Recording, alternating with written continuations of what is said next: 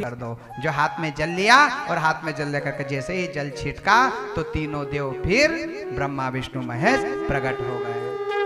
और जैसे ही ब्रह्मा विष्णु महेश जाने लगे उन्होंने कि प्रभु अगले वक्त मेरे गर्भ से कब आप जन्म लोगे? उन्होंने कि तुम चिंता मत कर माँ, तुम्हारे गर्भ से में हम तीनों देव एक रूप में बन के आएंगे जिसका नाम होगा दत्तात्रेय महाराज। बोलिए दत्तात्रेय महाराज की।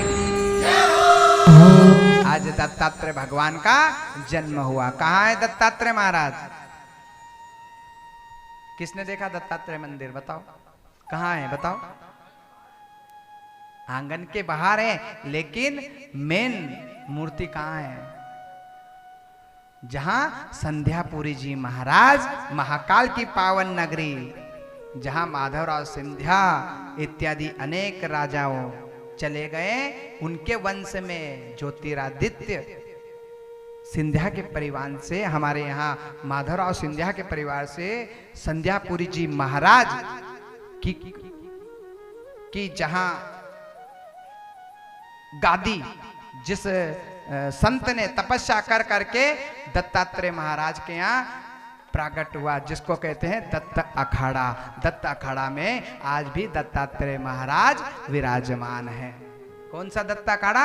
जहां हमने कलश यात्रा भरी और वहां पे दत्त अखाड़ा है। आज भी शिप्रा मैया जब उफान में आती है तो दत्त अखाड़े वाले महाराज जी रोज डेली खीर का भोग लगा करके शिप्रा मैया स्वयं राखी बांध करके अपना कर्ज उतारती है।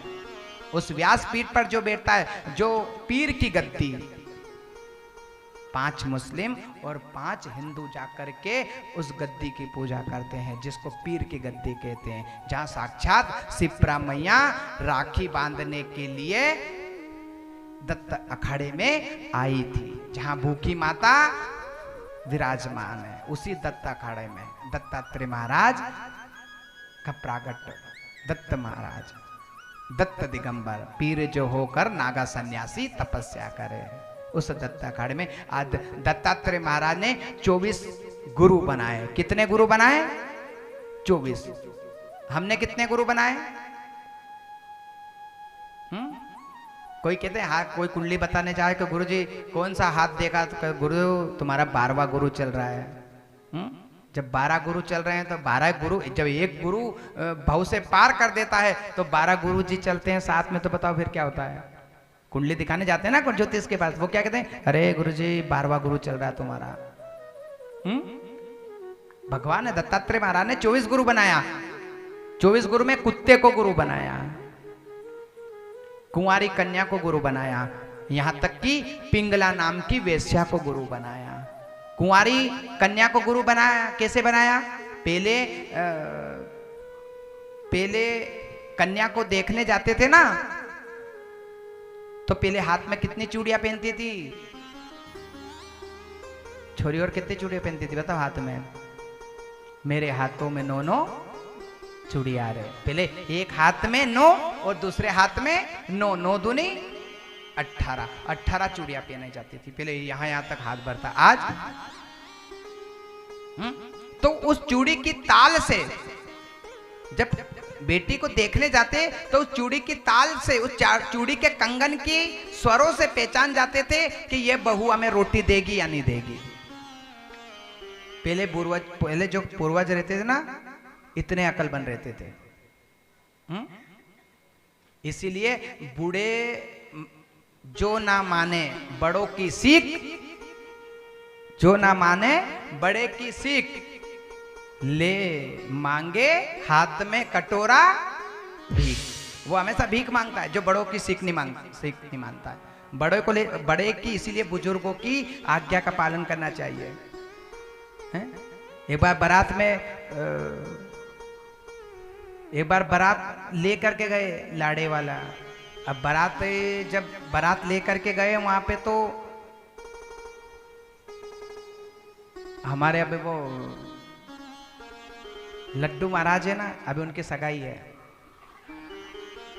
शर्त ये है, नाना जी ने शर्त ये रखी कि बूढ़ा एक भी बारात में नहीं आना चाहे। सब आए तो जितने भी जवाना पर बूढ़ा एक भी नहीं होना चाहिए, शर्त ये रख ले। यहां की बात नहीं है, दूसरी जगह की शर्त ये रखी कि बूढ़ा बारात में नहीं आना चाहिए।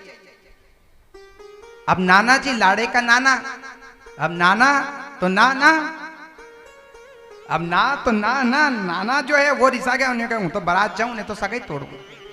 उन्हें की बारात दिया नाना एक बूढ़े को पटक ले चलो, उन्हें की बूढ़ा एक भी बूढ़ा नहीं होना चाहिए, उन्हें की बस में ले चलो। तो बस का वो जो टायर था वहां पे बिठा करके बूढ़े को ऊपर वो सुटकेस रख दी, बूढ़े को छिपा के लेके गए। अब छिपा करके लेके आए तो अब डोकरा वहां का चुपचाप बैठा।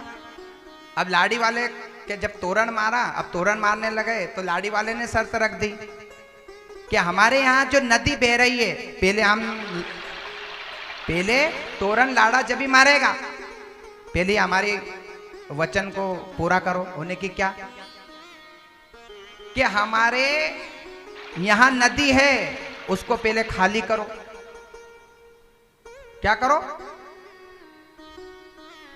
पहले दूध की जाओ, इतना दूध लेके आओ कि नदी बहा जाए। जाओ, कितना दूध लेके आए? कि हाँ, कितना दूध लेके आओ कि नदी बहा जाए। अब सब परेशान कि इतना दूध लाएं कहां से, दूध कैसे लाएं, दूध की व्यवस्था करें, दूध की व्यवस्था कैसे करें। अब इधर उधर पूछा तो सब उन्हें के अब तोरण नहीं मारने दे तो सगाई छूट जाएगी, ब्याह छूट जाएगा। कहीं भी नाना नाना नाना जी। अब नाना जी के पास गए कि नाना जी कि क्या कि बारात चलो, बारात सगाई टूट गई है, बारात वापस ले चलो। उन्हें कि क्यों? उन्हें कि उन्हें शर्त रखी है कि दूध की नदी बहानी चाहिए। अगर तुम्हें ताकत हो तो दूध की अगर नदी बहा सको तो सगाई शादी होगी, अन्यथा बारात वापस चले अपन बारात। उन्हें कि क्यों? उन्हें कि जाओ लाड़ी वाले से कह दो कि दूध की व्यवस्था हो गई है। उन्हें कि क्या? उन्हें कि हाँ जाओ लाड़ी वाले से कह दो कि दूध की व्यवस्था। अरे नाना क्या कह रहा है तू? तेरी बुद्धि सरका गई है क्या? कहाँ है दूध की व्यवस्था? अरे कह दो ना तुम तो को दूध की व्यवस्था हो गई है।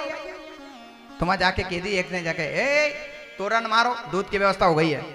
उन्हें की दूध की व्यवस्था हो गई है? उन्हें की कहाँ हो गई है? तो उन्हें की नाना ने कहा कि जाओ पहले यूं कह दो कि दूध की व्यवस्था हो गई है, हम दूध बहाने के लिए तैयार हैं, लेकिन नदियों में से पहले नदी खाली करो। जाओ भरो कारी और खाली करो। तो जैसे उन्हें कहा जाओ दूध की व्यवस्था हो गई है, लेकिन पहले नदी खाली करो। तो तुरंत समझ गए कोई भी डोकरा आया होगा, दिया जदे ही राय दी है। उन्हें कि देखो ट्रक में देखो, देखो बस में देखो, बस में देखा तो टायर के नीचे ना उन्हें कि ये बैठा है। तो कहीं पे भी बारात में जाओ या कहीं पे भी जाओ तो बूढ़े लोगों को आगे कर दो। और आजकल के बहू के कहें इनमें अकल नहीं है, उन डोकरियों के इनमें अकल नहीं है। अरे इनकी तो जिंदगी निकल गई, इन्होंने तो ये तो कथा सुन सुन करके तो इनकी तो जिंदगी निकल गई, पर आने वाले तुम्हारा साथ तुम्हारा क्या निकलेगा बताओ? इनकी तो जिंदगी निकल गई, लेकिन तुम्हारी कैसे निकलेगी? आने वाला समय तो ये भी आ रहा है कि धूप देना, पूजा करना ये भी नहीं जान सकते, ये भी नहीं जान सकते। इसलिए बुजुर्गों की आज्ञा का पालन करना चाहिए। सुखदेव जी कहते हैं राजा परीक्षित, आगे की कथा मुझे और सुनाइए।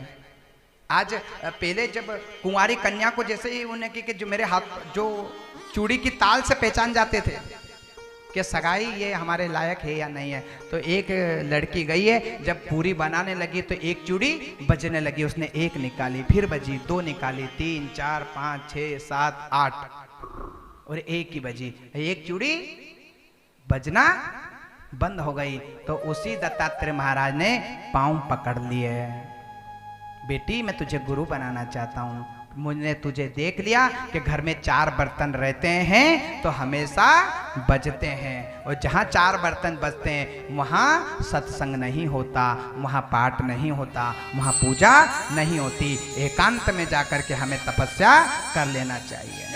तो कुंवारी कन्या को गुरु बनाया। पिंगला नाम की वेश्या, कौन है वेश्या? जो अपना जिस्म बेचती है, पूरा जीवन अपना शरीर बेच करके उसने लालन पालन किया, एक दिन जब वो वेश्या जब तैयार होती है तो हजारों राजा उसके ऊपर सरपिया लुटाते हैं। एक दिन बीता, 2 दिन बीते, कुछ दिन के बाद वो वेश्या बूढ़ी हो गई, उसको कोई देखने के लिए जाता नहीं है।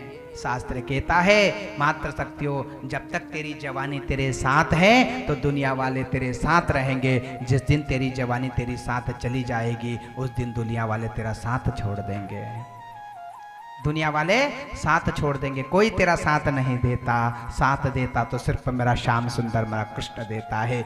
वो पिंगला ने, उस वेश्या ने दुनिया वालों के लिए सजी है तो दुनिया वालों ने कुछ नहीं दिया।